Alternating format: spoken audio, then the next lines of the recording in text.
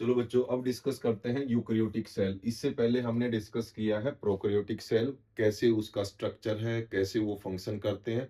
तो वो सब हमने डिटेल में डिस्कस कर लिया है। उसके बाद आ जाते हैं यूकैरियोटिक सेल। जैसा कि नाम है, eu means true, karyote means nucleus. True nucleus यानी कि यहाँ पे जो न्यूक्लियस होगा कैसा होगा, मेम्ब्रेन बाउंड होगा।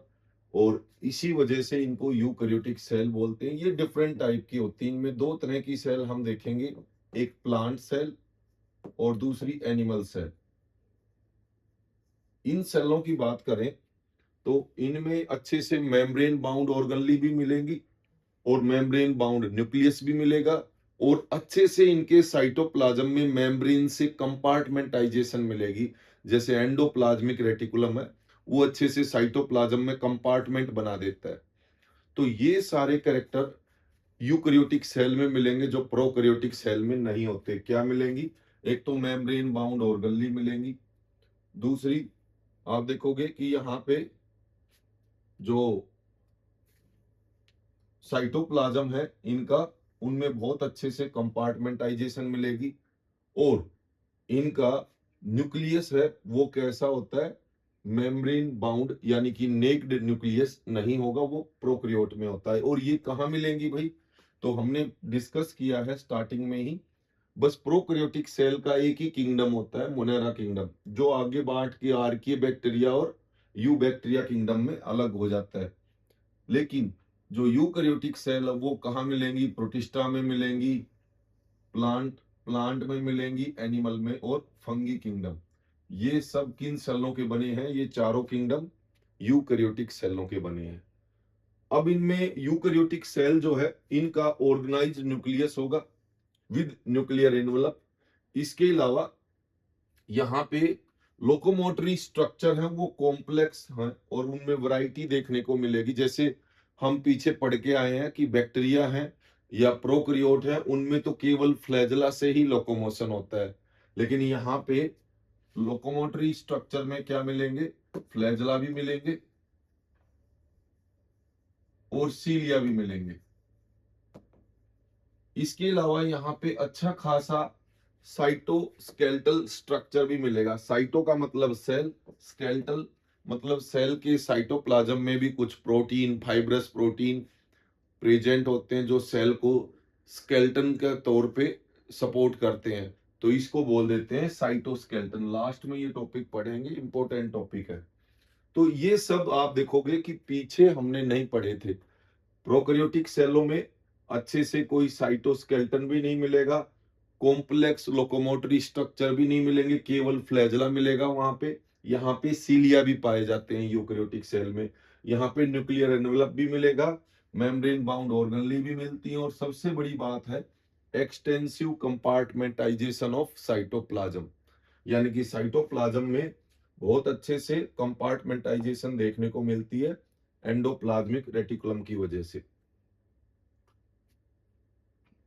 अब आप देखोगे ये ज्यादातर सारी यूकैरियोटिक सेल एक जैसी ही होती हैं, लेकिन दो तरह की आपको यूकैरियोटिक सेल दिखेंगी, प्लांट सेल और एनिमल सेल। वैसे तो हम कह सकते हैं फंगी सेल भी होती हैं, तो वो ज्यादा डिफरेंट नहीं होती हैं। तो थोड़ा सा डिफरेंस है। तो मेन हम देखेंगे यूकैरियोटिक सेलों में दो तरह की सेलें पढ़ेंगे, प्लांट और एनिमल सेल। कैसे भाई? देखो यहाँ पे डायग्राम में थोड़ा सा डिस्कस करेंगे। तो सबसे पहले अगर हम बात करें प्लांट सेल की, तो प्लांट सेल के बाहर सेल वॉल होगी। ये जनरली रेक्टेंगुलर पॉलीगोनल टाइप की पाई जाती हैं। इनमें यहाँ पे एनसीईआरटी ने लाइसोसोम दिखा दिया है, जबकि प्लांट सेलों में लाइसोसोम का काम जो है यहाँ पे वैक्यूल से ही हो जाता है। प्लांट सेलों में एक खास बात है कि करीबन 90% स्पेस जो है, 90% के आसपास का स्पेस सेल का वैक्यूल ही ऑक्युपाई कर लेती है। प्लांट सेलों में एक तो वैक्यूल, दूसरा क्लोरोप्लास्ट और तीसरा सेल वॉल। क्लोरोप्लास्ट, वैक्यूल और सेल वॉल, ये प्लांट सेलों में पाए जाते हैं जो इनको यूनिक बनाते हैं। जबकि एनिमल सेल में ना तो सेल वॉल मिलेगी, ना वैक्यूल मिलेगी प्लांट वैक्यूल जितनी, और ना ही क्लोरोप्लास्ट मिलेगा। जबकि एनिमल सेल में आपको मिलेगी सेंट्रोसोम, जो एनिमल सेलों में मिलेगी, लेकिन प्लांट सेलों में सेंट्रोसोम नहीं होती है। हाँ, कुछ लोअर प्लांट है जिनकी सेलों में जो है फ्लैजिलेटेड गैमीट आपने पढ़े होंगे लोअर प्लांटों की, उन सेलों में सेंट्रोसोम प्रेजेंट होती है। अदरवाइज हम कहेंगे कि सेंट्रोसोम टिपिकल कैरेक्टर है एनिमल सेल का, प्लांट सेलों में उनको अब्सेंट मानते हैं। हाँ, लाइसोसोम भी जो है एनिमल सेल के अंदर पाई जाती है। तो यहाँ पे लाइसोसोम की तरह यहाँ पे जो छोटे छोटे यहाँ पे दिखा रखी है वेसिकल्स ही, जिनमें एंजाइम होते हैं। तो टिपिकली ये काम जो है फूड वगैरह डाइजेस्ट करने का जो है वैक्यूल भी करती हैं, और सफीरोसोम भी पाई जाती हैं जो बिल्कुल लाइसोसोम की तरह दिखती हैं। बाकी आप देखोगे माइटोकॉन्ड्रिया दोनों ही सेल में पाई जाती हैं, गोल्गी बॉडी भी दोनों सेलों में पाई जाती है, एंडोप्लाज्मिक रेटिकुलम और न्यूक्लियर एनवलप बिल्कुल प्रॉपरली प्लांट सेल और एनिमल सेल इनमें ढंग से वैसा ही मिलेगा सेम। बस डिफरेंस यही है कि प्लांट सेलों में वैक्यूल पाई जाती है, प्लांट वैक्यूल, सेल वॉल पाई जाती है और क्लोरोप्लास्ट पाया जाता है। इसके अलावा दो सेल वॉल के बीच में आप देखोगे सेल वॉल, जो एक सेल है ऐसे ही दूसरी सेल की भी सेल वॉल होगी। उन दो सेलों की सेल वॉल के बीच में जो कैल्शियम पैक्टेट का सीमेंटिंग मटेरियल होता है उसको बोलते हैं मिडल लेमेला। ये कैल्शियम और मैग्नीशियम पैक्टेट का बना होता है, सीमेंट की तरह ही होता है, दो सेलों को अच्छे से चिपकाता है। ये दो सेलों की सेल वॉल के बीच में पाया जाता है मिडल लेमेला। तो ये खास कैरेक्टर किसके हैं? ये खास कैरेक्टर है प्लांट सेल के। उसके बाद अगर हम एनिमल सेल को देखें तो वो भी लगभग आप देखोगे एनिमल सेल में टिपिकल जो कैरेक्टर है, एक तो मिलेगा यहाँ पे लाइसोसोम अच्छे से, दूसरा यहाँ पे सेंट्रोसोम मिलेगा,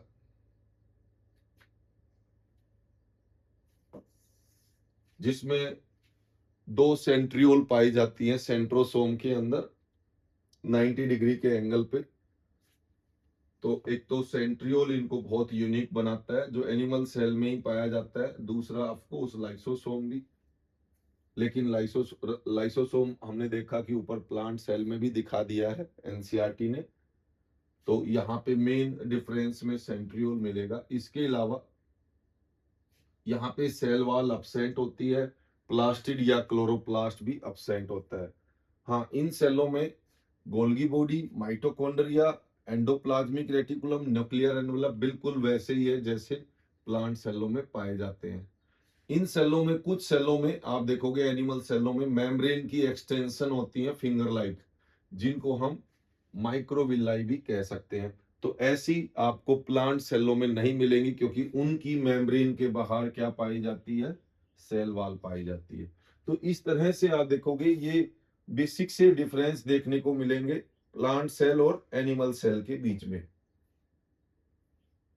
तो सबसे पहले अगर हम बात करें बाकी के सब पार्ट्स जो होते हैं प्लांट और एनिमल सेल के, बिल्कुल जो है आप देखोगे सिमिलर होते हैं। जैसे सेल मेम्ब्रेन की बात करें, दोनों की मेम्ब्रेन एक जैसी होती है, दोनों का अगर आप देखोगे स्ट्रक्चर, कंपोजिशन बिल्कुल सेम मिलेगी। तो थोड़ा बहुत डिफरेंस देखने को मिलता है, वो तो सेल टू सेल वेरी कर जाता है। अदरवाइज हर यूक्रियोटिक सेल की मेम्ब्रेन, फिर उसके बाद आप देखोगे एंडोप्लाज्मिक रेटिकुलम, माइटोकॉन्ड्रिया, ये सब, इवन प्रोक्जिजोम, ये इस तरह की जो ऑर्गेनेलीज है लगभग सिमिलर फंक्शन और लगभग सिमिलर स्ट्रक्चर देखने को मिलेगा। तो क्यों ना हम इनको जो है डिटेल में डिस्कस करें, खास करके जो ऐसे पार्ट्स हैं यूकैरियोटिक सेल के जो सब में लगभग सिमिलर मिलेंगे। तो उनमें हम सबसे पहले सेल की जो बाउंड्री है, और वो भी कौन सी? आउटर मोस्ट ऐसी बाउंड्री जो इन्वायरमेंट से इंटरेक्ट करती है, लिविंग बाउंड्री एक तरह से। क्यों भाई मेम्ब्रेन को लिविंग क्यों कहते हैं? क्योंकि मेम्ब्रेन पे रिसेप्टर मिलते हैं, वो स्टिमुलस के लिए रिस्पॉन्स यानी कि स्टिमुलस को रिसीव करती है, जबकि सेल वॉल पे कोई रिसेप्टर नहीं होते। तो इसलिए सेल वॉल को डेड बाउंड्री का नाम दिया जाता है। तो यहाँ पे सेल मेम्ब्रेन से स्टार्ट करते हैं। तो सेल मेम्ब्रेन जो है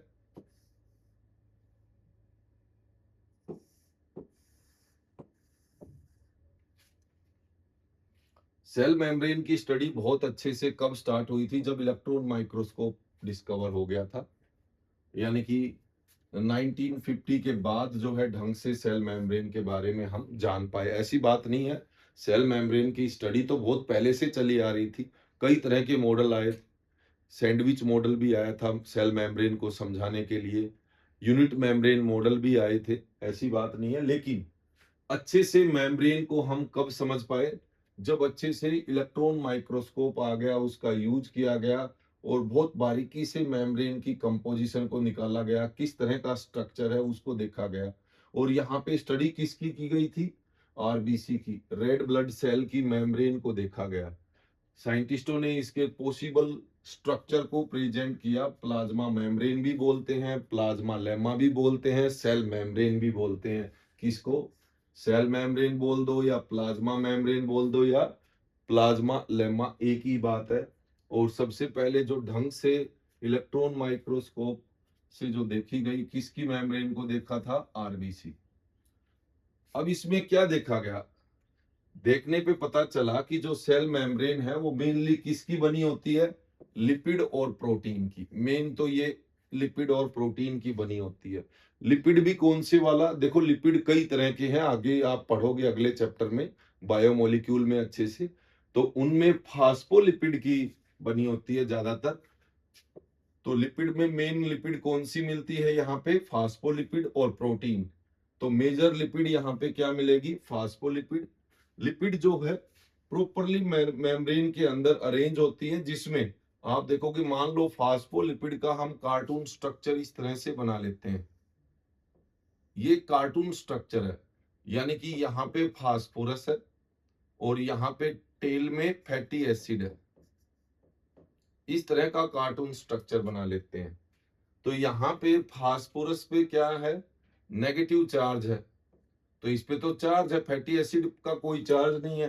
तो ये तो कैसा होगा, जिस पे चार्ज होता है वो तो वाटर को पसंद करता है, हाइड्रोफिलिक कहेंगे। तो इसका जो फास्फोलिपिड का हेड है और इसको हम टेल बोल दें, तो हेड तो कैसा है, हाइड्रोफिलिक, जबकि टेल में फैटी एसिड पाए जाते हैं, कौन से, सेचुरेटेड भी पाए जाते हैं और अनसेचुरेटेड भी मिलते हैं कुछ। तो आगे आप पढ़ोगे लिपिड वाले पार्ट में, बायोमोलिक्यूल के चैप्टर में, तो वहां पे अच्छे से समझ पाओगे कि जो फ्लूइडिटी है मेम्ब्रेन की, वो इसी टेल के अंदर मिलने वाले सेचुरेटेड और कुछ अनसेचुरेटेड फैटी एसिड की वजह से होती है। और यहाँ पे फैटी एसिड पे कोई चार्ज नहीं है, तो ये पानी में डिजोल्व नहीं होगा, यानी कि एक तरह से वाटर को पसंद नहीं करेगा, तो ये क्या होगा, हाइड्रोफोबिक।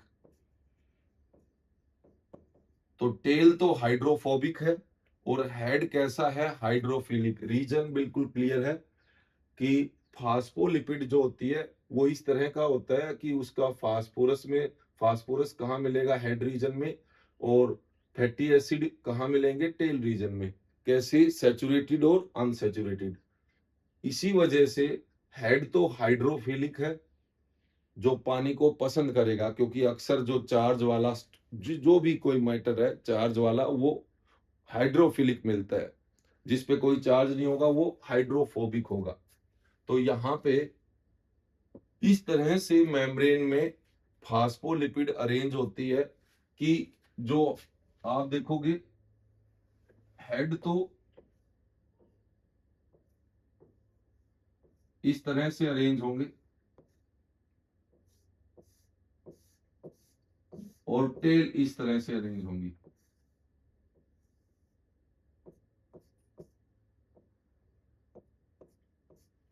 इस तरह से अरेंजमेंट होके फास्फोलिपिड की दो लेयर बन जाती है, यानी कि बाई लेयर। फास्फोलिपिड जो है दो लेयर में मिलती है, जिनमें आप देखोगे दोनों टेल एक दूसरे के आमने सामने होंगी और बाहर की तरफ हेड होगा, दोनों का दो लेयर बना लेती हैं। तो इसको बोल देते हैं फास्फोलिपिड की बाई लेयर। अब इसमें ये हेड रीजन है, तो हेड तो कैसे है, हाइड्रोफिलिक, और ये टेल रीजन है और ये कैसे है, हाइड्रोफोबिक। हाइड्रोफोबिक। इसमें जो नॉन पोलर टेल है, नॉन पोलर टेल क्यों बोल रहा है, क्योंकि इसमें फैटी एसिड पाए जाते हैं, कौन से, सैचुरेटेड। ये नीट में आ चुका है क्वेश्चन, किस तरह के फैटी एसिड पाए जाते हैं, सैचुरेटेड टाइप के और थोड़े बहुत अनसैचुरेटेड भी होते हैं। इनकी वजह से जो है इनका कोई चार्ज नहीं होगा, तो क्या होता है, हाइड्रोफोबिक टेल बन जाती है। जबकि फास्फोरस प्रेजेंट होने की वजह से फास्फोलिपिड का हेड कैसा होता है, हाइड्रोफिलिक। इसके अलावा और भी कुछ फास्फोलिपिड के अलावा और भी लिपिड पाई जाती है मेम्ब्रेन में, और वो कौन सी मिलती है, कोलेस्ट्रॉल। कोलेस्ट्रॉल तो यहीं पे ऐसे मिलेगी, बस जो आप देखोगे फास्फोलिपिड में ऐसे ही मिलती है, थोड़ी बहुत फास्फो जो है कोलेस्ट्रॉल मिलेगी। तो कोलेस्ट्रॉल भी बताएंगे, ये कहीं ना कहीं मेम्ब्रेन की फ्लूइडिटी को मेंटेन रखती है। देखो मेम्ब्रेन में फ्लूइडिटी किस वजह से होती है, सैचुरेटेड फैटी एसिड की वजह से, जो टेल में पाए जाते हैं वो मेम्ब्रेन की फ्लूइडिटी को का कारण है। लेकिन फ्लूइडिटी मेंटेन रहे, ज्यादा ठंड हो जाए तो मेम्ब्रेन जमे ना, ज्यादा गर्म हो जाए तो मेम्ब्रेन पिघले ना, यानी कि वहीं की वहीं मेंटेन रखने का काम कौन करता है, वो कोलेस्ट्रॉल करता है। तो ये हमें ध्यान देना है। तो इस तरह से बेसिक कंपोनेंट जो अगर हम देखें मेम्ब्रेन के, एक तो लिपिड मिलती हैं और दूसरी प्रोटीन मिलते हैं। इसके अलावा ऐसी बात नहीं है कि केवल यही दो कंपोनेंट हैं। इसके अलावा आप देखोगे कि प्रोटीन के अलावा कार्बोहाइड्रेट भी पाया जाता है। जैसे कोई प्रोटीन है उस पे कोई शुगर अटैच है ग्लाइकोप्रोटीन के तौर पे, ऐसे ही कोई लिपिड है उस पे कोई शुगर अटैच है ग्लाइकोलिपिड के तौर पे पाया जाता है। तो हम कहेंगे कार्बोहाइड्रेट भी पाया जाता है, लिपिड प्रोटीन के अलावा मेम्ब्रेन को बनाने वाला, लेकिन बहुत कम पाया जाता है, वो क्या मिलता है, कार्बोहाइड्रेट। हाँ, लेकिन मेन कंपोनेंट क्या है, प्रोटीन और लिपिड।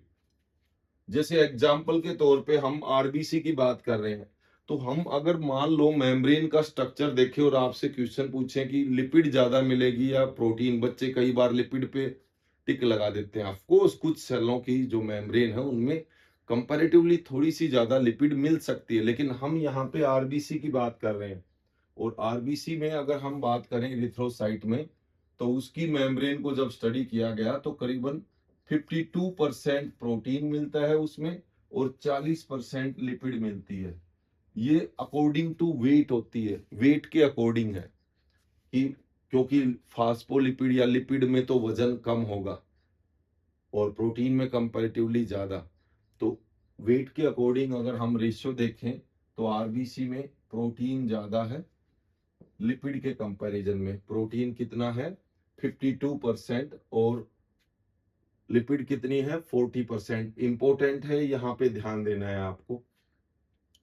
इसके अलावा मेम्ब्रेन में मिलने वाले प्रोटीन, उनको एक्सट्रैक्शन के आधार पे, एक्सट्रैक्शन आसानी से हो रहा है या मुश्किल से हो रहा है उसके आधार पे हम दो तरह के प्रोटीन बताएंगे। ऐसे प्रोटीन जो मेम्ब्रेन पे बाहर प्रेजेंट होते हैं तो वो तो बड़ी आसानी से एक्सट्रैक्ट हो जाएंगे, तो उनको तो बोलते हैं पेरिफेरल या एक्सट्रिंसिक प्रोटीन। कुछ प्रोटीन अंदर धसे हुए हैं पूरी तरह से या आधे अधूरे धसे हुए हैं, उनको एक्सट्रैक्ट करना मुश्किल होगा मेम्ब्रेन से, तो उनको बोलते हैं इंटीग्रल या इंट्रिंसिक प्रोटीन। इंटीग्रल या इंट्रिंसिक प्रोटीन जो होते हैं वो थोड़े से या तो पार्शियली या टोटली ब्यूरिड होते हैं, कहाँ पे, मेम्ब्रेन के अंदर। तो इस तरह से प्रोटीन को भी हम क्लासिफाई करते हैं, मेम्ब्रेन में मिलने वाला protein on the basis of easy of extraction.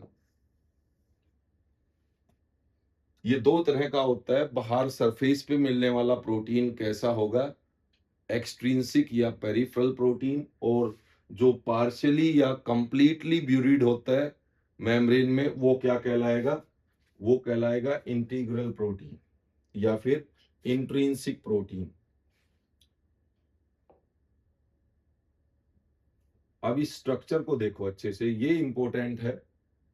तो सबसे पहले हम बताएं कि जो मेम्ब्रेन के मेन कंपोनेंट हमने बताया, मेम्ब्रेन के मेन कंपोनेंट है ऑफ कोर्स प्रोटीन, लिपिड, ये तो दो मेन कंपोनेंट है। इनके अलावा कार्बोहाइड्रेट भी पाया जाता है ट्रेस अमाउंट में, और कुछ आयंस भी मिलते हैं, मैग्नीशियम, कैल्शियम जैसे आयन भी यहाँ पे पाए जाते हैं, तो हमें ये भूलना नहीं है। तो ये सब मिलके क्या बनाते हैं, मेम्ब्रेन को बनाते हैं। अब ये तो कंपोनेंट तो हमें पता चल गए, लेकिन क्वेश्चन ये आता है कि ये कंपोनेंट किस तरह से अरेंज होते हैं, कैसे होता है स्ट्रक्चर मेम्ब्रेन का। तो इस मेम्ब्रेन के स्ट्रक्चर को समझाने के लिए काफी मॉडल आए हैं। पहले जो है, जो सैंडविच मॉडल भी आया था कि मेम्ब्रेन बिल्कुल सैंडविच की तरह है, दोनों साइड में प्रोटीन और बीच में लिपिड की बाइलेयर, तो वो सैंडविच जैसी भी होती है। तो पहले एक सैंडविच मॉडल भी आया, फिर बीच में एक जो है यूनिट मेम्ब्रेन मॉडल भी आया, उसमें थोड़ा बहुत ऐड किया गया सैंडविच मॉडल में, तो एक यूनिट मेम्ब्रेन मॉडल भी आया। अब इनको हम नहीं पढ़ेंगे क्योंकि जरूरत ही नहीं है, वो उनसे बेहतर मॉडल आ गया है। फिर उसके बाद जो है इलेक्ट्रॉन माइक्रोस्कोप आ गया, अच्छे से हम मेम्ब्रेन के स्ट्रक्चर को देख पा रहे हैं। तो फिर एक अच्छा परफेक्ट मॉडल आया जो मोस्ट एक्सेप्टेड मॉडल है, और वो मॉडल है फ्लूइड मोजाइक मॉडल। तो हम उसको पढ़ेंगे। वो पुराने क्या मॉडल थे उनकी जरूरत ही नहीं है।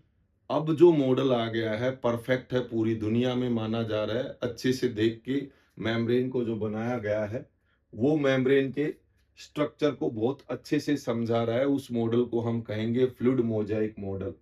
अब उसमें फ्लूइड यानी कि मेम्ब्रेन फ्लूइड की तौर पे होती है, मोजाइक मतलब मिक्सचर। ऐसा मॉडल बनाया जिसमें मेम्ब्रेन एक फ्लूइड मॉडल यानी कि फ्लूइड मोजाइक के तौर पे पाई जाती है, एक फ्लूइड का मिक्सचर है, उस तरह से पाई जाती है। कैसे, जैसे मान लो, आप मान के चलो मैंगो शेक है, और मैंगो शेक में हम काजू डाल देते हैं, तो बिल्कुल ऐसे ही कुछ काजू जो है अंदर पूरी तरह से डूब जाएंगे, कुछ ऊपर सरफेस पे रहेंगे, कुछ थोड़े बहुत आधे अधूरे भी डूबे हुए हैं। बिल्कुल वैसे ही हमारी सेलों की मेम्ब्रेन होती है। इसमें क्या होगा कि जो मैंगो का शेक है वो तो एक तरह से मान लो फास्फोलिपिड वैसे ही मिलती है फ्लूइड फॉर्म में, ना तो लिक्विड ना सॉलिड, मिड में हम कह सकते हैं फ्लूइड नेचर की होती है। और उसमें प्रोटीन कुछ ऊपर सरफेस पे मिलेंगे, कुछ एम्बेडेड मिलेंगे, पार्शली या कंप्लीटली। तो हमने अभी बताया कि इजी ऑफ एक्सट्रैक्शन के बेस पे प्रोटीन दो तरह के होते हैं, पेरिफेरल और इंट्रिंसिक प्रोटीन। तो अगर हम फ्लूइड मोजाइक मॉडल को ध्यान में रखें तो वो यही बता रहा है कि जो यहां से लेके यहां तक, तो आप देखोगे ये क्या है, ये फास्फोलिपिड है, जिनके बाहर की तरफ तो हेड है और अंदर की तरफ टेल है।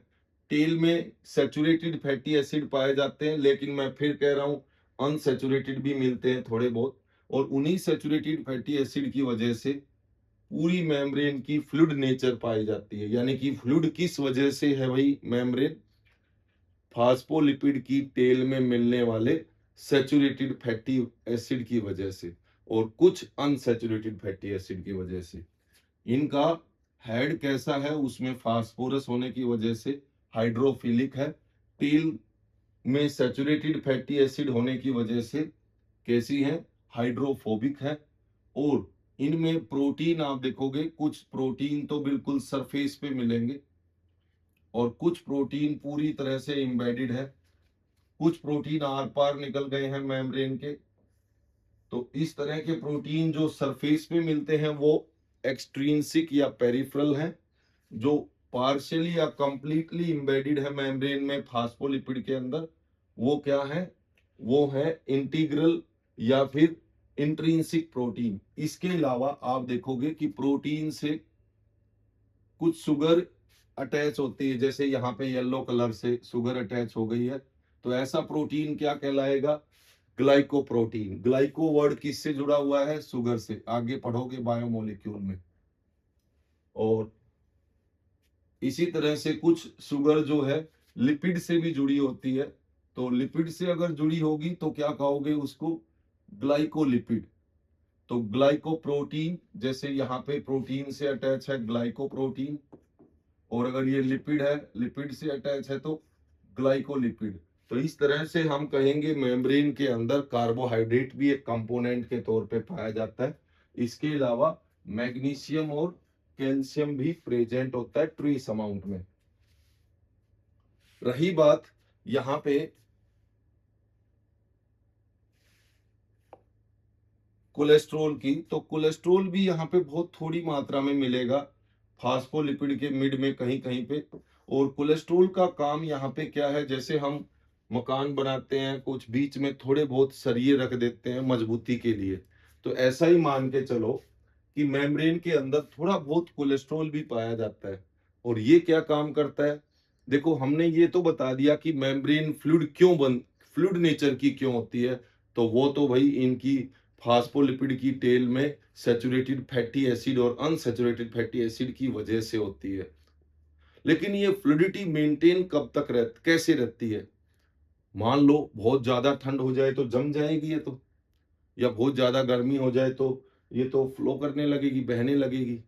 लेकिन नहीं, काफी एक रेंज तक लो टेम्परेचर और हाई टेम्परेचर को झेल के भी मेम्ब्रेन इस फ्लूइड नेचर को ही मेंटेन रखती है। तो किस वजह से रखती है, कोलेस्ट्रॉल की वजह से। तो क्वेश्चन अलग अलग है। अगर ये पूछा जाए मेम्ब्रेन की फ्लूइडिटी किस वजह से होती है, तो टेल फास्फोलिपिड की टेल में मिलने वाले सैचुरेटेड और अनसैचुरेटेड फैटी एसिड की वजह से। अगर क्वेश्चन ये पूछा जाए कि मेम्ब्रेन में फ्लूइडिटी मेंटेन कैसे रहती है, तो मेंटेन की पूछी जाए तो मेंटेन होता है कोलेस्ट्रॉल से। तो मेम्ब्रेन में मिलने वाला कोलेस्ट्रॉल मेम्ब्रेन की फ्लूइडिटी को मेंटेन करता है। ध्यान रहे, ये कोलेस्ट्रॉल प्रोकैरियोटिक सेल की मेम्ब्रेन में नहीं मिलता, यही डिफरेंस है। प्रोकैरियोट की मेम्ब्रेन और यूकैरियोट की मेम्ब्रेन लगभग यही है, सेम मॉडल है, फ्लूइड मोजाइक मॉडल, जो इसको एक्सप्लेन करता है मेम्ब्रेन के स्ट्रक्चर को। बस डिफरेंस क्या है कि प्रोकैरियोट की सेल जो है यानी कि बैक्टीरिया हैं, उनकी मेम्ब्रेन में बाकी तो सब कुछ मिलेगा, कोलेस्ट्रॉल नहीं होता है। तो कोलेस्ट्रॉल की जगह पे वहां पे क्या पाया जाता है, होपेनोइड लिपिड पाई जाती है, एक स्टीरोइड की फॉर्म में होपेनोइड। तो ये बस डिफरेंस है, अदरवाइज बिल्कुल सिमिलर मॉडल है, सेम मेम्ब्रेन स्ट्रक्चर पाया जाता है प्रोकैरियोट में। हाँ, हमने ये भी बताया था कि कुछ बैक्टीरिया ऐसे हैं जैसे माइकोप्लाज्मा, उनकी मेम्ब्रेन में कोलेस्ट्रॉल मिल जाता है। तो वो हम साथ साथ बता के आए हैं, तो ये हमें ध्यान रखना है। ये सारे कॉम्पिटिटिव पॉइंट्स हैं। फिर उसके बाद हम थोड़ा सा इस मॉडल के बारे में जान लेते हैं कि हमने बताया कि इससे पहले मेम्ब्रेन के स्ट्रक्चर को समझाने के लिए बहुत सारे मॉडल आए, लेकिन एक इम्प्रूव्ड बहुत अच्छा मॉडल जो मोस्ट एक्सेप्टेड मॉडल आया, कब आया, जब इलेक्ट्रॉन माइक्रोस्कोप से हम अच्छे से मेम्ब्रेन को देख पा रहे थे। उसके बाद बहुत अच्छे से एक मॉडल प्रेजेंट किया गया, और ये किसने किया, सिंगर निकोलसन ने 1972 में। ये वाइडली एक्सेप्टेड मॉडल है और इस मॉडल का नाम रखा गया फ्लूइड मोजाइक मॉडल। ध्यान रहे, इससे पहले मॉडल आए यूनिट मेम्ब्रेन मॉडल, और उससे भी पहले सैंडविच मॉडल आए, लेकिन अब उनकी जरूरत नहीं है। जब हमारे पास एक परफेक्ट मॉडल, इंप्रूव्ड मॉडल आ गया है मेम्ब्रेन के स्ट्रक्चर को समझने के लिए, तो हम इसी को स्टडी करेंगे। और ये क्या है, फ्लूइड मोजाइक मॉडल। सिंगर और निकोलसन ने 1972 में प्रेजेंट किया था। तो ईयर भी, साइंटिस्टों के नाम भी, और मॉडल ये अच्छे से याद रखना है। ये बहुत ही खास मॉडल है, इसको क्वासी फ्लूइड नेचर का जो बोला गया है। इसमें क्या है कि इस मॉडल में बताया गया है कि जो लिपिड होती है वो कैसी होती है, क्वासी फ्लूइड नेचर की, कि इसमें मेम्ब्रेन की जो नेचर है वो एक तरह से आधी फ्लूइड जैसी होती है, आधी से भी कम जो है फ्लूइड नेचर की पाई जाती है, क्या, मेम्ब्रेन। तो इसके लिए बोला गया है क्वासी फ्लूइड नेचर। इसी क्वासी फ्लूइड नेचर की वजह से इसमें मोमेंट देखने को मिलती है, किसकी, प्रोटीन की। कैसे, अब आप कहो कि प्रोटीन मेम्ब्रेन में कैसे मूवमेंट कर सकता है, तो यहाँ पे प्रोटीन की तीन तरह की मूवमेंट होती है। जैसे मान लो फास्फोलिपिड है। अब फास्फोलिपिड तो फ्लूइड नेचर में है, प्रोटीन तो फ्लूइड नहीं है, लेकिन प्रोटीन उसमें गिरा हुआ है, कुछ डूबा हुआ है, कुछ सरफेस पे है। लेकिन हम देखेंगे कि जो फास्फोलिपिड है ऐसे धीरे धीरे फ्लो करेगी। तो फास्फोलिपिड जब फ्लो करेगी तो उसके ऊपर सरफेस पे जो प्रोटीन है या उसमें डूबे हुए प्रोटीन है, वो भी धीरे धीरे उसके साथ साथ फ्लो करेंगे। ऐसी मूवमेंट को तो बोलते हैं, प्रोटीन की मूवमेंट को लेटरल मूवमेंट। ये ज्यादातर देखने को मिलती है। कैसी मूवमेंट बोलेंगे इसको? Lateral movement.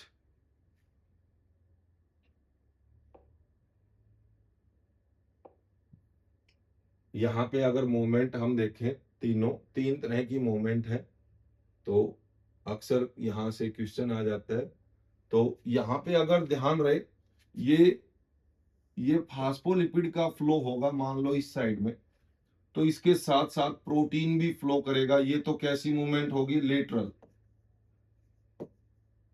कौन करता है? प्रोटीन। Lateral movement.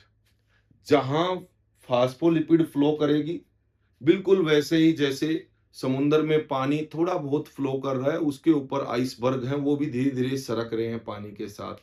ऐसा ही कुछ नजारा होता है मेम्ब्रेन में। तो एक तो ये लेटरल मूवमेंट बहुत ज्यादा पाई जाती है प्रोटीन में। दूसरा, कुछ प्रोटीन ऐसे हैं कि ये फास्फोलिपिड की लेयर है, एक ये लेयर है, एक ऊपर वाली लेयर है, एक नीचे वाली। तो आप देखोगे कि प्रोटीन ऊपर से नीचे आ गया, नीचे से ऊपर चला गया।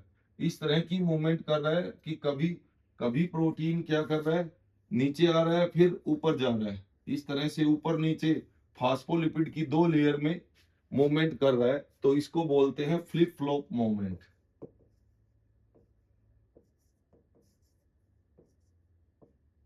ध्यान रहे, ये बहुत रेयर पाई जाती है, बहुत कम मिलती है। सबसे ज्यादा मूवमेंट होती है लेटरल। जैसे फास्फोलिपिड फ्लो कर रही है, उसके साथ साथ प्रोटीन भी फ्लो कर रहा है। इसके अलावा कुछ प्रोटीन अपनी एक्सिस पे ही रोटेट करते रहते हैं, घूमते रहते हैं, तो वो तो रोटेशनल मूवमेंट है। तो ऐसे प्रोटीन जो होता है मेम्ब्रेन में तीन तरह की मूवमेंट शो करता है, और तीन तरह की मूवमेंट में सबसे ज्यादा जो मूवमेंट मिलती है वो प्रोटीन की कौन सी मूवमेंट होती है? Lateral movement. तो एनसीईआरटी उसी के बारे में बोल रही है, तो यहाँ पे ध्यान रखना है हमें। कंपटीशन में अक्सर ये क्वेश्चन आ जाता है। तो प्रोटीन की कैसी मूवमेंट मिलेगी? जो लिपिड की बाई लेयर है ओवरऑल, उसी के साथ फास्फोलिपिड के साथ साथ प्रोटीन भी फ्लो करता है, यानी कि लेटरल मूवमेंट होती है। और ये एबिलिटी होती है move with in membrane. Membrane के अंदर ही जो मूवमेंट होने लग रही है, यही उसकी फ्लूइडिटी को मेजर करता है। अगर ये मूवमेंट ज्यादा हो रही है तो फ्लूइडिटी ज्यादा है, अगर ये कम हो रही है तो फ्लूइडिटी कम है। तो ये कहीं ना कहीं उसकी मेजरमेंट को भी शो कर रहा है, फ्लूइडिटी की। अब जो फ्लूइड नेचर है मेम्ब्रेन की, इसी फ्लूइड नेचर की वजह से मेम्ब्रेन में कई प्रॉपर्टी आती है। जैसे अच्छे से सेल ग्रोथ कर पाती है, जैसे आप जो है बैलून में हवा भरते हो तो बड़ी अच्छे से एक्सपेंड कर पा रहा है। तो ऐसे ही सेल की भी ग्रोथ हो रही है, तो मेम्ब्रेन भी बैलून की रबर की तरह ही बन गई है एक तरह से। उसमें मेम्ब्रेन में अगर ये फ्लूइड नेचर है, तभी तो वो अच्छे से सेल ग्रो कर पा रही है, सेल की ग्रोथ भी हो पा रही है। सेलों के बीच में जो अच्छे खासे सेलुलर जंक्शन होते हैं मेम्ब्रेन के बीच में, इंटरसेलुलर जंक्शन भी बन पा रहे हैं। और सेलों से सिक्रेशन भी हो पा रहा है। सेल के अंदर जो मटेरियल अंदर लिया जाता है, फूड वगैरह या कोई और मटेरियल, एंडोसाइटोसिस प्रोसेस से, वो भी इसी वजह से हो पा रही है। और यहाँ तक कि एक सेल से दो सेल डिवाइड होके बन रही है, वो इसी वजह से हो पा रही है, क्योंकि मेम्ब्रेन कैसी नेचर की है? फ्लूइड नेचर की। यानी कि ये फ्लूइड नेचर होना बहुत फायदेमंद है। इसके बिना तो ये पॉसिबल ही नहीं था, बिल्कुल नहीं। अच्छे से सेल ग्रो कर पा रही है, बैलून की तरह साइज बढ़ता रहेगा, कोई प्रॉब्लम नहीं है। दूसरा, इसमें इंटरसेलर सेलों की मेम्ब्रेन जो होती है, उनके बीच में जंक्शन होते हैं, वो भी इसी वजह से बन पाते हैं। सेल से सिक्रेशन होना, सेल की मेम्ब्रेन से अंदर मटेरियल इनटेक करना एंडोसाइटोसिस से, और डिवीजन करना, ये इसी फ्लूइड नेचर की वजह से पॉसिबल हो पाता है। इंपॉर्टेंट है ये। इसके बाद आप देखोगे कि जो प्लाज्मा मेम्ब्रेन है ये बहुत अच्छे से मॉलिक्यूल को ट्रांसपोर्ट कर लेती है। इसके अक्रॉस जो है प्लाज्मा मेम्ब्रेन के अक्रॉस मटेरियल का ट्रांसपोर्ट बड़ी आसानी से हो जाता है। कैसे? मान लो ये एक सेल है, तो सेल से कुछ मटेरियल तो जो है हायर कंसंट्रेशन से लोअर की तरफ बड़ी आसानी से मूवमेंट कर लेते हैं। ध्यान रहे, जो पार्टिकल की मूवमेंट है उसकी कंसंट्रेशन, कोई सॉल्यूशन की कंसंट्रेशन नहीं कह रहे हम। जो पार्टिकल मूवमेंट कर रहा है उस पार्टिकल की कंसंट्रेशन, मान लो वो पार्टिकल यहाँ पे ज्यादा है और यहाँ पे कम है, तो मेम्ब्रेन के थ्रू वो ट्रांसपोर्ट हो रहे हैं। और ध्यान रहे, सबसे पहले तो क्या है, movement of particle from its higher concentration to lower concentration is called diffusion. अगर कोई पार्टिकल अपनी ही ज्यादा कंसंट्रेशन से कम कंसंट्रेशन की तरफ मूवमेंट करता है वो होता है डिफ्यूजन। और वही डिफ्यूजन अगर किसी सिलेक्टिव परमिएबल या सेमी परमिएबल मेम्ब्रेन के थ्रू होगा तो वो ओस्मोसिस कहलाता है। तो ये बेसिक सा था, चैप्टर जो है प्लांट फिजियो में हट गया है, तो हल्का सा हमें जानना पड़ेगा। तो यहाँ पे सेल मेम्ब्रेन के थ्रू जो डिफ्यूजन होगा उसी को ओस्मोसिस बोलते हैं। तो यहाँ पे तो बड़ी आसानी से सिलेक्टिव परमिएबल जो, लेकिन मेम्ब्रेन कैसी है, या तो सेमी परमिएबल हो या सिलेक्टिव परमिएबल। ध्यान रहे, जितनी भी बायोलॉजिकल मेम्ब्रेन होती हैं वो सारी की सारी सिलेक्टिव परमिएबल होती हैं। तो वो कुछ एक मटेरियल को अच्छे से सिलेक्ट करके ही परमिशन देती हैं गुजरने की। तो ऐसे ही सिलेक्टिव परमिएबल मेम्ब्रेन से भी कोई मटेरियल उसकी हायर कंसंट्रेशन से लोअर की तरफ मूवमेंट कर रहा है यानी कि डिफ्यूजन कर रहा है, तो उसको हम क्या नाम देंगे? ओस्मोसिस। मेम्ब्रेन के थ्रू अगर कोई डिफ्यूजन होता है तो वो क्या कहलाएगा? ओस्मोसिस। लेकिन हमें यह भी ध्यान देना है कि भाई मेम्ब्रेन के थ्रू कुछ मटेरियल का ट्रांसपोर्ट बिना एटीपी खर्च किए ट्रांसपोर्ट हो जाता है, वो तो क्या कहलाएगा? Passive transport. लेकिन कुछ ऐसे भी ट्रांसपोर्ट होते हैं जिनमें एटीपी खर्च होगी, एटीपी का यूज होगा, ऐसे ट्रांसपोर्ट को हम बोलते हैं एक्टिव ट्रांसपोर्ट। तो मेम्ब्रेन से सब तरह के ट्रांसपोर्ट होते हैं, पैसिव भी होते हैं, एक्टिव भी होते हैं। और जैसा कि हमने बताया मेम्ब्रेन के थ्रू जो ट्रांसपोर्ट के दौरान अगर कोई डिफ्यूजन होता है तो वो क्या होता है? ओस्मोसिस। ध्यान रहे, डिफ्यूजन पैसिव होता है। तो यहाँ पे many molecules can move briefly across the membrane without any requirement of energy.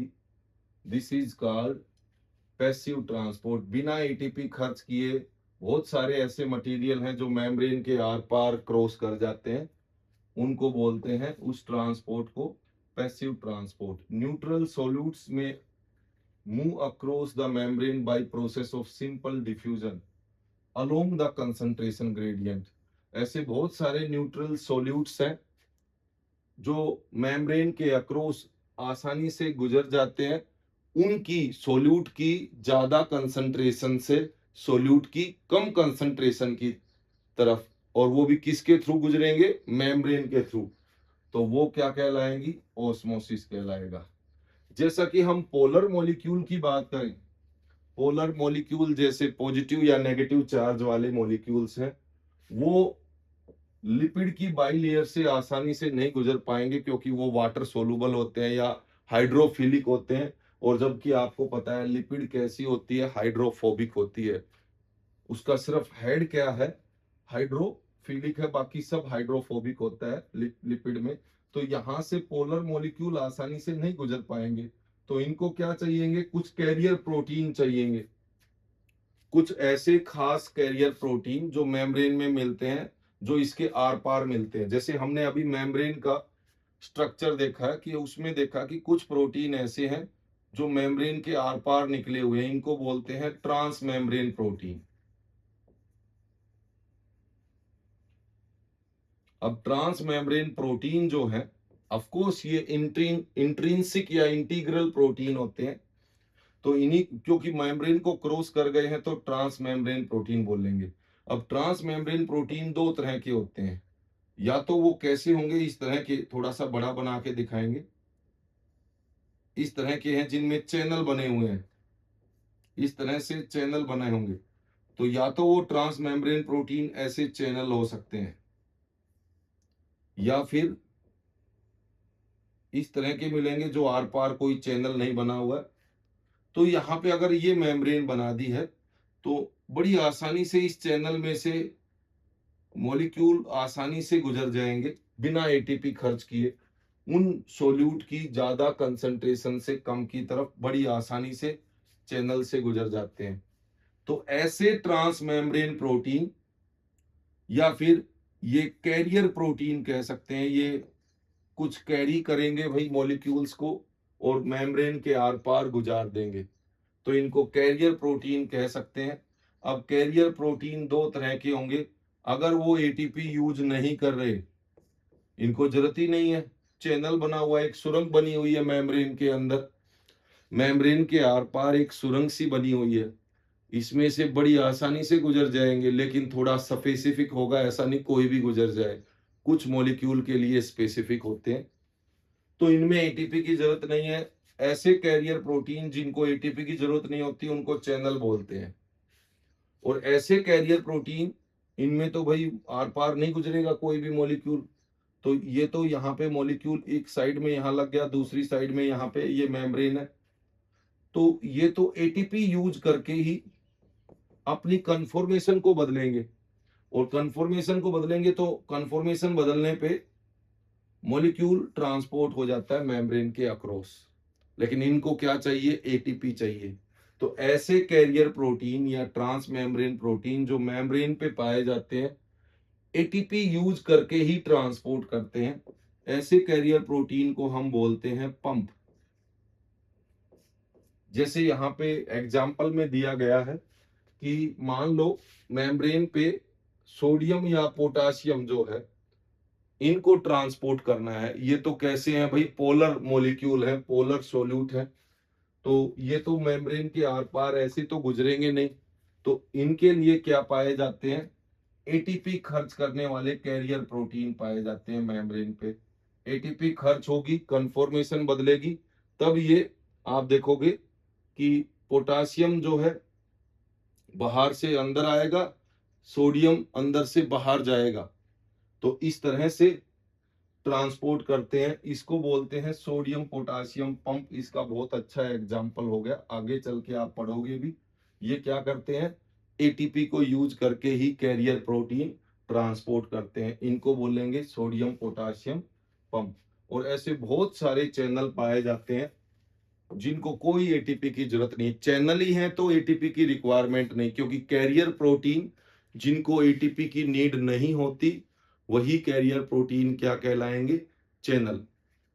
यहाँ पे बहुत सारे चैनल हैं, जैसे वोल्टेज गेटेड चैनल होते हैं, इन पे गेट लगे होते हैं, इधर भी और इधर भी, एक पर्टिकुलर मेम्ब्रेन पे वोल्टेज मिलने पे ही ये गेट खुलते हैं और बंद होते हैं। आगे आप देखोगे नर्व सेल पे जो मेम्ब्रेन होती है एक्सोलेमा, एक्सोन की मेम्ब्रेन, उस पे ये वोल्टेज गेटेड चैनल पाए जाते हैं, जो हमें वहां पे उस कंसेप्ट को समझने में हेल्प करते हैं। तो फिलहाल तो हमें यहाँ पे पता होना चाहिए कि मेम्ब्रेन का स्ट्रक्चर कैसा होता है, और मेम्ब्रेन में मिलने वाले जो प्रोटीन है वो प्रोटीन किस तरह से काम करते हैं। जैसे कुछ बाहर की तरफ एक्सट्रिंसिक प्रोटीन होते हैं, कुछ इंट्रिंसिक, और कुछ ऐसे इंट्रिंसिक प्रोटीन होते हैं जो मेम्ब्रेन के आर पार निकल गए हैं, उनको ट्रांस मेम्ब्रेन प्रोटीन बोलते हैं, वही कैरियर प्रोटीन है। और वो कैरियर प्रोटीन एटीपी खर्च करके अगर ट्रांसपोर्ट कर रहे हैं तो पंप कहलाएंगे, और एटीपी खर्च नहीं कर रहे हैं और ट्रांसपोर्ट कर रहे हैं तो वो चैनल है। तो यही यहाँ पे हमें समझना है बस। तो ये था भाई मेम्ब्रेन। तो मेम्ब्रेन का जो मॉडल स्ट्रक्चर यहाँ पे दिखाया गया है, मॉडल बना के, लिपिड जो है फास्फोलिपिड की दो लेयर पाई जाती हैं, प्रोटीन कुछ आर पार, देखो ये इंटीग्रल प्रोटीन आर पार निकल गया, ये ट्रांस मेम्ब्रेन प्रोटीन है, और यही ट्रांस मेम्ब्रेन प्रोटीन ट्रांसपोर्ट में काम आता है। कैरियर प्रोटीन है। अगर ये एटीपी खर्च कर रहा है तो पंप है, एटीपी खर्च नहीं कर रहा है तो ये चैनल है। और इसी तरह से कुछ इंट्रिंसिक प्रोटीन पाए जाते हैं और बाहर सरफेस पे मिलने वाले एक्सट्रिंसिक प्रोटीन। सिंपल सा मॉडल है, फ्लूइड मोजाइक मॉडल है, किसने दिया, कब दिया, और सबसे इंपॉर्टेंट है इसमें कि किसी भी मेम्ब्रेन की फ्लूइडिटी किस वजह से होती है। तो फ्लूइडिटी की वजह होती है मेम्ब्रेन में मिलने वाली फास्फोलिपिड जो होती है उसकी टेल में सैचुरेटेड और अनसैचुरेटेड फैटी एसिड रीजन है मेन फ्लूइडिटी का। और फ्लूइडिटी मेंटेन कैसे रहती है, मेम्ब्रेन में मिलने वाला कोलेस्ट्रॉल फ्लूइडिटी को मेंटेन करता है। और यही कोलेस्ट्रॉल प्रोकैरियोटिक मेम्ब्रेन में नहीं पाया जाता, वहां पे होपेनोइड टाइप का स्टीरॉइड पाया जाता है जो कोलेस्ट्रॉल का काम कर लेता है। लेकिन कुछ ऐसे बैक्टीरिया हैं माइकोप्लाज्मा जैसे जिनकी मेम्ब्रेन में कोलेस्ट्रॉल मिल जाता है।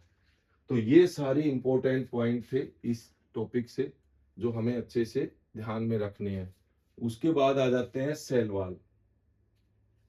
ये भी एक अच्छा टॉपिक है सेल वॉल, यहाँ से अक्सर क्वेश्चन आते हैं कंपटीशन में। देखो सेल वॉल हमें किन किन की समझनी है। देखो प्लांट की सेल वॉल होती है तो हमें अच्छे से पता है प्लांट की सेल वॉल तो भाई मेन कंपोनेंट तो सेलुलोज होता है।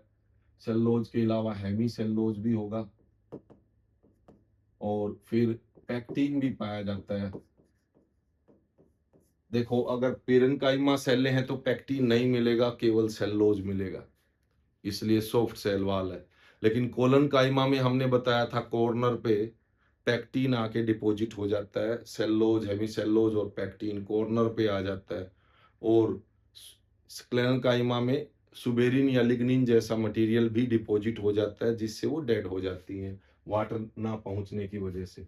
तो main component plant cell wall के तो क्या है, सेलुलोज हेमी सेलुलोज और पैक्टीन या पैक्टोज बोल दो। जबकि यहाँ पे अगर हम एल्गी की बात करें तो एल्गी के अंदर भी मेन कंपोनेंट तो सेलुलोज ही है। सेलुलोज के अलावा ग्लेक्टेन और मेनन शुगर भी पाई जाती हैं। ध्यान रहे आप एल्गी पढ़ के आए हो, green algae, brown algae, red algae, उनमें आपने सेल वॉल के साथ जैसे पढ़ा था कि भाई सेलुलोज के साथ पैक्टोज तो कहाँ पाया जाता है, ग्रीन एल्गी में, और सेलुलोज के साथ वहां पे एल्जीन कहाँ बताया था, ब्राउन एल्गी में, और रेड एल्गी में पॉलीसल्फेट के एस्टर बताए थे सेलुलोज के साथ।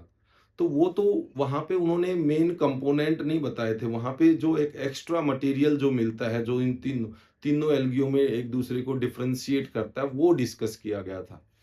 लेकिन मेन कंपोनेंट सेल वॉल के क्या होते हैं, तीनों में सेलुलोज था, सेलुलोज के साथ वहां पे ये शुगर भी पाई जाती है एल्गी में, ग्लेक्टन और मेनन। तो ये कंपोजिशन है एल्गी की सेल वॉल की। वो तो ग्रीन एल्गी में खास डिफरेंस क्या था सेल वॉल में, ब्राउन में क्या था और रेड में क्या था, वो डिस्कस करके आए हम। तो यहां से क्वेश्चन आते हैं कि जो एल्गी है उसकी सेल वॉल किसकी बनी होती है, सेलुलोज, ग्लेक्टन, मेनन, और कुछ मिनरल भी पाए जाते हैं जैसे कैल्शियम कार्बोनेट। इसके अलावा प्लांटों की cell wall cellulose, hemi cellulose और पैक्टीन की जो हमने बताया मेनली ये कंपोनेंट है। और जब हम फंगी की सेल वॉल की बात करें तो फंगी की सेल वॉल जो है वो किसकी बनी होती है, काइटिन की।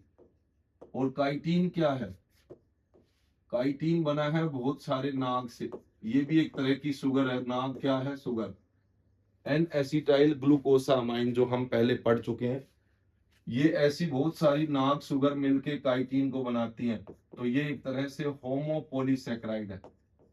ये आप बायोमोलिक्यूल में अच्छे से पढ़ोगे ये क्या होते हैं, ये टर्म होमोपोलीसैकेराइड है। पहले एनसीईआरटी ने इसको हेट्रो रखा हुआ था, फिर बाद में करेक्शन कर दिया। तो ध्यान रहे पुराने क्वेश्चनों में कहीं हेट्रो आप रट्टा लगाओ, वो नहीं करना है। ये होमोपोलीसैकेराइड है काइटिन, और कौन सी शुगर का बना है, नाग का, एक नहीं बहुत सारी नाग, एन एसिटाइल ग्लूकोसा अमाइन। तो फंगी की सेल वॉल किसकी बनी होती है? काइटिन की। अब अगर हम बात करें सेल वॉल के स्ट्रक्चर की, तो इससे जुड़े हुए कई क्वेश्चन आते हैं। मान लो हम एक सेल बनाते हैं, ये हम प्लांट सेल बना रहे हैं, तो प्लांट सेल में यहां पे आपने बना दी है प्राइमरी सेल वॉल। पहले ये क्या बनेगी? प्राइमरी सेल वॉल बन गई। फिर जो सेकेंडरी सेल वॉल बनती है, वो कई बार बच्चे बाहर की तरफ बनाते हैं, तो वो बाहर से थोड़ी बनेगी, अंदर से ही। सेल वॉल बनाने वाला कौन सी ऑर्गनली होती है? Golgi body. आगे पढ़ोगे, गोल्गी बॉडी से मटेरियल सीक्रेट होता है, तो वहां पे आप देखोगे सेकेंडरी सेल वॉल की ऐसे परत डिपॉजिट होती चली जाएगी अंदर की तरफ।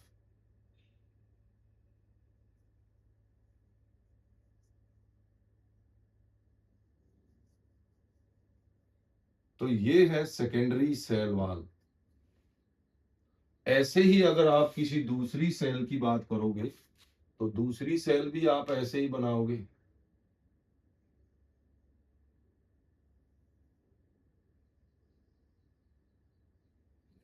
और उसमें भी आप देखोगे कि सेकेंडरी सेल वॉल अंदर की तरफ सिक्रेट होगी और अंदर की तरफ डिपॉजिट होगी।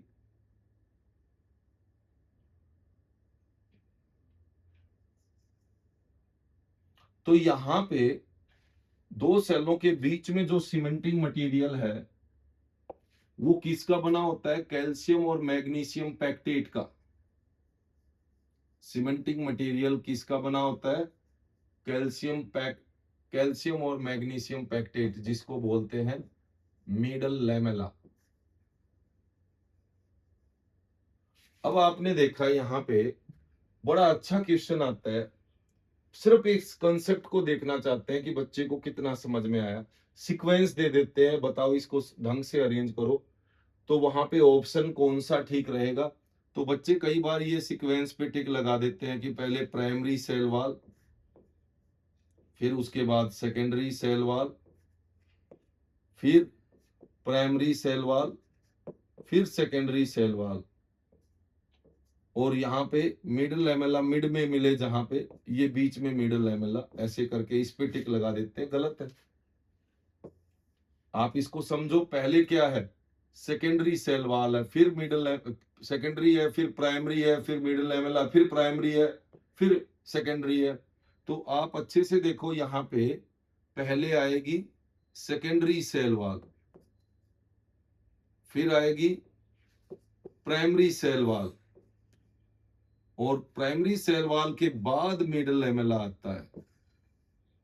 और ये मिडल लैमेला किसके बीच में आता है? प्राइमरी सेल वॉल, दो सेलों की प्राइमरी सेल वॉल के बीच में आता है। और फिर इसकी भी क्या आ जाएगी? Secondary cell wall. तो ये सीक्वेंस ठीक है। ये कंसेप्ट पूरे टॉपिक को समझा देता है कि बच्चे को अच्छे से क्लियर है। ये गलत सीक्वेंस है बिल्कुल। आप देख सकते हो, बाहर की तरफ होती है प्राइमरी सेल वॉल और सेल के अंदर की तरफ होती है सेकेंडरी सेल वॉल।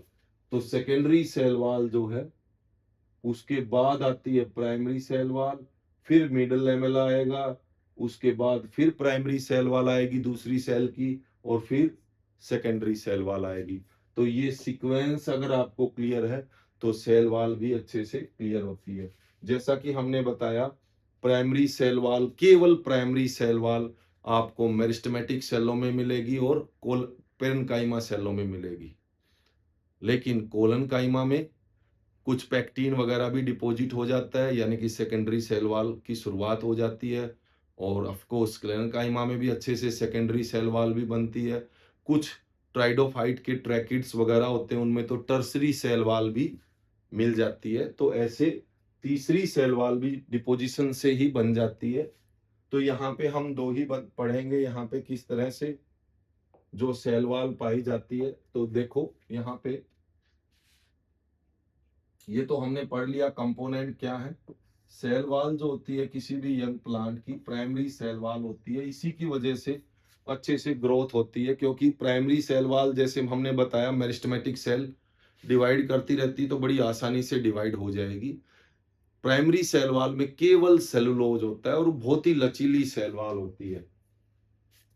फिर इसी में आप देखोगे यही प्राइमरी सेल वॉल के अंदर की तरफ मटेरियल डिपॉजिट होता चला जाता है, थोड़ी सी मैच्योर हो जाती है तो वो क्या कहलाती है, सेकेंडरी सेल वॉल। और ध्यान रहे सेकेंडरी सेल वॉल किस तरफ होगी, अंदर की साइड में होगी सेल के। फिर आप देखोगे मिडल लेमेला होती है, ये किसकी बनी होती है, कैल्शियम पैक्टेट और मैग्नीशियम पैक्टेट भी पाया जाता है थोड़ा बहुत, ज्यादातर तो कैल्शियम पैक्टेट। पैक्टेट क्या है, पैक्टीन के लिए है। और ये यहाँ पे दो सेल के बीच में ग्लू का काम कर रही हैं, दो नेबरिंग सेलों को कनेक्ट कर रही हैं। यहाँ पे जो सेल वॉल और मिडल लेमेला है इनके बीच में कनेक्शन होते हैं। मान लो ये दो सेल हैं, इन दोनों सेलों की ये दोनों क्या है, बाहर की तरफ प्राइमरी सेल वॉल है और अंदर की तरफ सेकेंडरी है मान लो, तो इनके बीच में एक पाइप सा गया हुआ है, किसका बना है, एंडोप्लाज्मिक रेटिकुलम के टुकड़े का ही एक पाइप सा बना होता है जो इन दोनों सेलों के साइटोप्लाज्म में कनेक्टिविटी कर रहा है। इसी कनेक्टिविटी को बोलते हैं प्लाज्मोडेस्मेटा।